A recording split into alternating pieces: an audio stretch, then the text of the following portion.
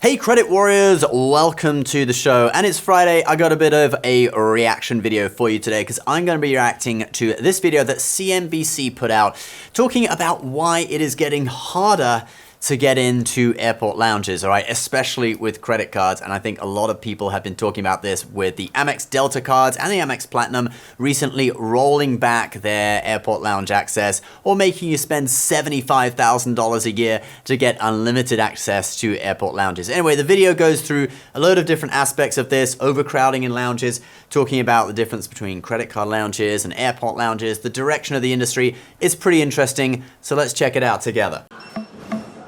Airport lounges are popping up everywhere, and almost every major airline and credit card company seems to want to get in on it. That's true. They are popping up everywhere, and it seems that all the credit card companies now are doing their own lounge networks. And I got a hypothesis as to why they're doing this, but let's keep going first. They're spending millions of dollars to attract customers and keep them spending. Customers reward companies that take care of them, and we feel really strongly that the lounges are a big part of that for us. That's really true, actually. I find that, like, if you feel that a credit card company really takes care of you, you will give them your loyalty. I think that's why Amex has such good loyalty from people, you know, because I know Amex, they have the best customer service. Although I have felt it from Chase too, when I got, you know, my flight got delayed in a storm and all that stuff and I had to claim on the insurance. That went really well with Chase as well. So it does give a lot of points. When you feel like you've been really taken care of, it really increases your loyalty to a brand. If you pay up and you're willing to commit to that airline over the long term and make it like a partner basically for your travel experience, and they're willing to reward you with better perks. All right, so this guy is talking from the point of view of the airline. You see that his title was like some airline research or whatever. So you got the people, the credit card people talking from the point of view of a credit card company, and he's the airline guy, he's talking about loyalty to an airline. So you got two things, all right, that are kind of competing: loyalty to credit cards and loyalty to airlines. And in my kind of hypothesis, they're kind of clashing at the moment when it comes to airport lounge access. But as their popularity increases, so do the challenges of operating them, like overcrowding. Once again, it is Hunger Games, true Hunger Games. Hunger Games. I don't think it's that bad, but yeah, it is true. Have you seen the lines at some Amex Centurion lounges? There's people on Reddit posting photos of the lines. I remember going through Las Vegas, seeing the line outside the Centurion lounge there at that airport, and I was like, why even bother? I didn't even bother trying to get in. It is true that airport lounges are getting massively overcrowded, and kind of something had to be done. Any wait is too long, and we are doing everything we can to minimize that. As companies invest more money and effort into improving travel, loyalty status and lounge access are becoming increasingly harder to qualify for. You don't want to wait for 20 minutes to get into a lounge and then you've only got 20 minutes there, right? I think that's a little ridiculous. I tried to go to the Virgin Clubhouse recently. I had like 10 minutes to spare. I was just going to go in, grab some food and go. And the lady said, oh, it's waiter service only. Like, you can come in, but you're going to have waiter service. You have to wait for your food. Ridiculous. So any wait is too long, whether that's in the lounge or in a line outside the lounge. So they do need to do something to decrease. There should never be a line, basically, in my opinion. There are over 3,200 airport lounges worldwide. The United States has more than 300 of them, with individual airports in New York, Los Angeles, and San Francisco home to the most locations. That's a lot of lounges. You see how many Asia had? It had like 1,400. I think it was funny, Oceania, that's like Australia and New Zealand, had like 23 or something. But yeah, we've got 300 lounges. Sometimes you wouldn't feel it's that many, but yeah, it's pretty good. And there's a lot of ways you can qualify to get into them. First and business class tickets will typically come with lounge access for most international travel, but airlines like American, United, and Delta restrict lounge entry for most domestic flights. Yeah, you know, I hate that. It's not just domestic flights as well, it's flights to the Caribbean too. Any flight that they think is like a touristy flight, like short haul flights down to, I think, where was it I was going? Cancun. I went first class on American Airlines to Cancun and they didn't give us lounge access, which really sucked. And I think there wasn't a priority pass lounge in the terminal that we could go to, so we ended up just going and, you know, going to some cafe. But if I buy a first class ticket, I want lounge access. Many major airlines also have branded credit cards that allow you to earn frequent flyer miles from everyday purchases to use toward free flights. You get to earn elite status when you reach certain spending thresholds. Status at an airline comes with a host of benefits, like free seat upgrades and, of course, lounge access. Well, that's just not just earning status with the card, but some cards just give you lounge access anyway, just by having the card. Chase, Capital One, and American Express also have their own lines of premium travel credit cards that are not airline specific. What was that American Express card? They've taken out the Roman soldier. I don't know. I don't know why they did that. I mean, maybe they couldn't show the trademark or something. Reminds me of that Land O'Lakes thing. They used to have a little Indian in the O, and they took it out and they just kept the O. It looks kind of sad because of cultural appropriation or something.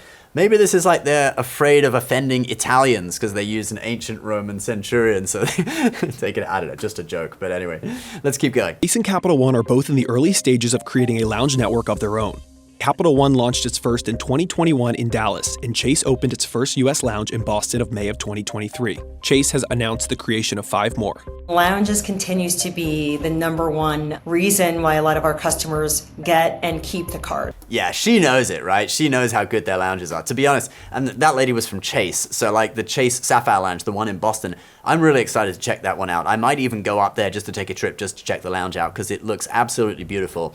Capital One Lounge also looked great. I think the Chase Lounge, I just loved the decor. The decor of it looked just a little bit, my kind of vibe, sort of hipstery, kind of like all that. Kind of like my Airbnb is going to be, like a little bit rustic, a little bit, classy kind of feel. Oh, by the way, if you are interested in staying at our Airbnb, follow us on Instagram, all right? Minnewaska Cabin. I'll put it down on the bottom of the screen. If you're in sort of like the tri-state area, New York, Connecticut, Pennsylvania, northern New Jersey, it's totally within like 2 hours drive of where you live. So do follow us if you're interested. It's going to be ready in like 2 or 3 weeks.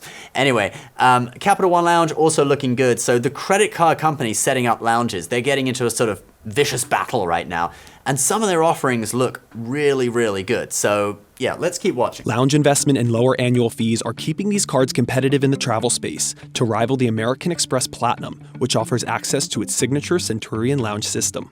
And while these premium travel credit cards aren't cheap, they offer travel credit kickbacks of up to $300. All right, I don't think that's really fair, right? They put $300 on Capital One, $300 on Chase Sapphire Reserve, and then only $200 on the Amex Platinum. They're referring to the Fine Hotels and Resorts Collection hotel credit, but you've also got the airline incidental fee credit, which if you're flying US domestic, that could pay for your checked bags. You've got, what other credits you've got? You must have some other travel credits on. Well, you got the Uber credit, $200. That's kind of travel, all right? So if you count all those three together, that's already $600 worth of travel credits. As lounges become more accessible, overcrowding can become a problem. We added 900 seats last year. We are adding 2,700 seats this year. So that is every action we're taking, that's what we're taking it for. Right, and that is very true. So the Amex Platinum that we just saw in the previous clip, if you don't know, that up until 2025, okay, so up until now and then for the whole of next year, it's still giving unlimited access to Delta Sky Clubs when you fly Delta. So all these people with the Amex Platinum, they're flooding the Delta lounges. The Delta lady was saying that, they've been increasing seats because they're getting way too busy. And they've had to obviously do something about it even more than that. We'll find out about that in a minute. Delta told CNBC that it is not considering a reservation system for access to its lounges. Reservation is a complicated system at the end because you're arriving from a flight or you taking an Uber from the city, you're 15, 20 minutes late. Do I hold you seat? Right, yeah, reservation systems, kind of a mixed bag. I mean, some priority pass lounges in the UK, like Number One Lounge, for example, they do have a reservation system. You have to pay £5, I think it is, to reserve, which is, it's a nominal amount. It's not too much. And then obviously you get in the lounge for free because it's priority pass. I don't know. I mean, obviously you can't really hold a table in a lounge for someone because lounges have different areas, right? So you might want to go and eat some food at a sort of sit down table first of all, and then you might want to sit back and relax in a chair and get a little bit of rest, or you might want to go into a quiet room and make some phone calls or something like that. And so lounges often have different areas that people will sometimes use, like 2 or 3 different areas during their stay in the lounge. So it would be hard to give someone a reserved table. American Express allows its Centurion Lounge guests to check in via a mobile app, but access is still not guaranteed. Capital One is currently experimenting with a digital waitlist system. We are testing in our app now, and I would think of the digital waitlist less like a reservation and more like the ability to kind of join a list ahead of time. Yeah, I mean, that makes sense. If it's genuinely getting too busy and you can join a wait list like, half an hour before or an hour before, so you're actually technically waiting in line just digitally, and then when you turn up, in theory, it should hopefully be your place in line. That makes a lot more sense than reserved tables. But, that's still a pain point, isn't it? It still diminishes the exclusivity of the lounge. In 1940, American Airlines introduced the first lounge for customers at the New York Municipal Terminal, now LaGuardia Airport. There were no membership dues, but you had to be invited. The clubs became so coveted that in 1967, American Airlines opened its doors to anyone that would pay its annual dues of $25. $25 to get an annual membership in a lounge. I mean, that was probably, to be fair, that's probably like $500 today. So it's probably about the same. The 1960s saw the expansion of airport lounges across carriers. The Trans World Airlines Sunken Lounge still exists today in the TWA Hotel, with themed cocktails and decor from the decade. I've actually been here. That's a really cool hotel. So it's like a little tip. If you ever go to JFK and you want to stay at a hotel the night before, yeah, you've got all the usual options, like Courtyard by Marriott or Hampton Inn or whatever. But the TWA Hotel is a really cool one to stay at. A little bit more pricey. You can book it with points. I forget which points currency it is. I'll put it on screen if you want to check it out. But I did stay there, had a great time. It has got that sunken lounge that you can go and chill out in, eat some food. And it has got what they call the pool koozie, which is like their pool, but it's heated to like 80 degrees. So you can, that's hot, but it's not like jacuzzi hot. So they call it the pool koozie. There is steam coming off it in the winter, and it's a really cool place. You can go and sit there, watch planes and stuff. And yeah, it's just a really, really cool hotel. I thoroughly recommend it. The rise of loyalty programs fueled the transformation of airlines going from upscale waiting areas to immersive luxury experiences by the 1980s. That's what I like to hear. Immersive luxury experiences. Lounge experiences in the past have typically been designed more around business travelers, and today people are traveling very differently than they did 10, 15 years ago. They're traveling more with family and friends and in groups and blending business and leisure travel. That's true. Yeah, it used to be that like business travelers were the ones in all the lounges and leisure travelers were like people, they would just be in economy, right? But now a lot of people they are just traveling on vacation are in business class, whether they're paying for it with cash or with credit card points or sort of a combination of both. The gap between economy tickets and business class tickets has decreased. Airlines and credit card companies spend millions to secure space in an airport, but these lounges aren't making them much money, at least not directly. It's not a moneymaker for us. It's about offering that experience for people who pay a premium to fly on Delta. I think the crucial statement there is not directly, because the lounge undoubtedly does make money indirectly because it entices people to fly that airline. And for premium travel credit cards like Chase, American Express, and Capital One, the main goal is new customers. Airport lounges in general are the number one reason why someone would sign up for the credit card. That's true. I can vouch for that. Let me know in the comments whether that's the number one reason you would sign up for a certain credit card. May not every credit card, because you only need one to get you into the lounges, but definitely a lot of people are getting the Capital One Venture X because it is, it has great lounge access. Okay, that's one of the big selling points. Obviously, Amex Platinum, you get Centurion lounges, you get Delta Sky Clubs too. So it is a really big selling point of signing up for credit cards. The trend toward premiumization started before the pandemic and has since taken off. Overall economy seats from a configuration standpoint really haven't grown in 10 years or so, maybe even 20. So it's been a long time since the economy section has grown, but really the growth in overall seats has really been more on the premium side. That is true. Have you noticed that? Like these days when you get on a plane, it's not like, economy or whatever takes up half the plane. You often walk through like several different classes. You got first class, business class, premium economy, and then like main cabin extra, or like Delta calls like comfort plus. So it's basically economy but with more legroom. And then finally you get to economy, which is like this really small part of the plane, like just this like, 50 feet or something at the back. American has partnered loyalty programs with British Airways for 3 of their lounges at JFK International Airport. The first time that we have partnered with them to this degree in really from the beginning designing and creating these joint lounges. And so the 3 joint premium lounges here at JFK are truly just cabin or status-based entry. It's not a credit card or a membership that gets you in.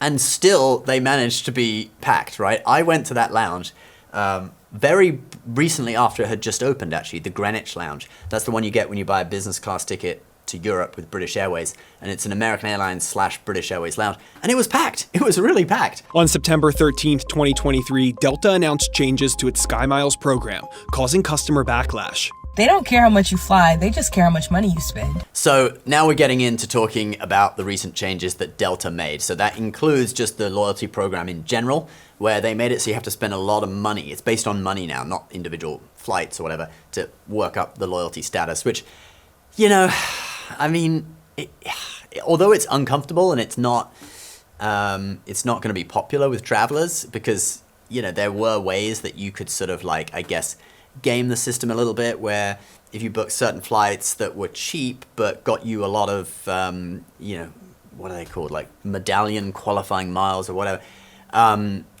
you know, there were probably strategies, okay? I'm not an expert on that side of it just because I haven't really done it. I haven't got, the only airline I have status with is British Airways, just because I fly to the UK every Christmas. But there were definitely easier ways to do it, but now they just sort of base it on the amount of money you spend, which is kind of how it should be from an airline's point of view and from an exclusivity point of view, but, you know, obviously not popular with travelers. A month later, the company said it would be walking back some of the more stringent changes. However, Delta SkyMiles Reserve and American Express Platinum cardholders who currently enjoy unlimited Sky Club access will still need to spend at least $75,000 for the same privilege beginning in 2025. Yeah, and that's the part that obviously a lot of people who watch this channel are going to be concerned about, because they have changed it so that if you have the Amex Platinum, you only get 6 visits to the Delta Sky Club per year. And if you have the Delta Reserve, it's only 10 visits unless you spend $75,000 on each card, which, to be honest, it's not going to happen. Like with most people, they're not going to spend that much. The sort of saving grace is that Amex gives you a $200 airline credit, which you can use on Delta. So what I did when I went to the Delta Sky Club recently in LA, I used one of the 6 visits for myself. And then my wife had her Amex Platinum, and she used one of her 6 visits. Actually, well, we have unlimited visits anyway right now. But if it had been in the future, 2025, when this is coming in, would have been one of the 6 visits. And then you can't bring guests. You have to pay for guests. But what you can do is you can pay the guest fee on the card. And as long as your airline is selected as Delta, you'll get refunded the $50 guest fee through the airline credit. So that's what I did. I put the guest fees for my kids, $100. And it got refunded. So, you know, that's kind of a way to get around it. But obviously, if you're someone who flies a lot and you were kind of reliant on that Delta Sky Club access, then that's going to be hard for you. But to be honest, though, if you fly a lot, you probably fly enough to build up some airline status anyway. Unless you hold an annual membership, which costs $695, starting as early as 2024, those flying basic economy with Delta will not be able to access its lounges. I mean, basic economy. Come on, guys. Basic economy is for like college students and stuff. We don't want them in the lounges anyway. Delta joins American and United, who have also raised their spending requirements to achieve status. This is a copycat industry in general. So if someone has the new shiny object, there's going to be a one-up at some point. That goes for labor, that goes for pricing, that goes for product, that goes for basically everything. Yeah, so I think, you know, in conclusion, I think what we're seeing is that so many people have been accessing airlines lounges, specifically lounges owned by airlines, because you've got different lounges, right? You've got independent lounges that don't have an airline associated with them, but maybe they provide services to some airlines that don't have their own lounges, or they're just, you can pay to get in or whatever, or they work with Priority Pass. So you've got like Plaza Premium lounges. That's not owned by an airline. It's just its own thing, right? And they work with Priority Pass, or they work with, you know, cards like the Amex Platinum, Capital One Venture X, etc. So you got different types of lounges, and the specific airline lounges have been feeling the pressure because many credit cards give access to these airline lounges. And I think that's what's changing. That's getting much more strict, okay? So airlines lounges are getting harder to get into. But what we do have is loads of credit card companies, American Express, Capital One, and Chase, building their own lounges. And that is really exciting. So people with credit cards, they're still gonna have lounges to access because they got Priority Pass, which comes free with pretty much every high-level travel credit card, and that gives you like 1,300 lounges worldwide. So that's like 1/3 of all the lounges that exist in the world, actually, because it said there was like 3,000 lounges across the world or something. almost half actually. And so, you know, you're definitely going to have lounges, but the only thing is that there might be a little bit of time while the credit cards, build out their network of lounges. The airlines are going to be cutting back. So Delta is restricting access to its lounges, and other airlines, it's already not that easy to get in. I mean, Admirals Club, you can buy a day pass. Maybe they'll start restricting that. That was something I used to do with the Amex Platinum Airline Credit. I set it to American, buy the day pass for Admirals Club and get refunded. But yeah, it's interesting to see the whole industry changing. But remember, guys, don't feel bad about it because there are always sweet spots, and that's what we do. We just adapt. And sooner or later, some company is going to they want to launch a new product. They're going to come out with a really sweet deal to attract people in, right? That's going to happen as well. Remember when the Chase Sapphire Reserve came out? You got unlimited guests in Priority Pass. I bought like 6 people into a Priority Pass lounge once with that back in the day, and then they closed that down. So stuff is always changing. There's always sweet spots.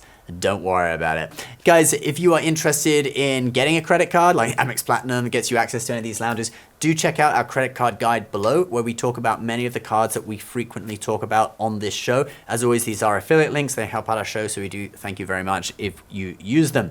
Other than that, thanks for watching, guys. Please subscribe to the channel. Let us know what you think in the comments. I'll see you next time. Bye-bye.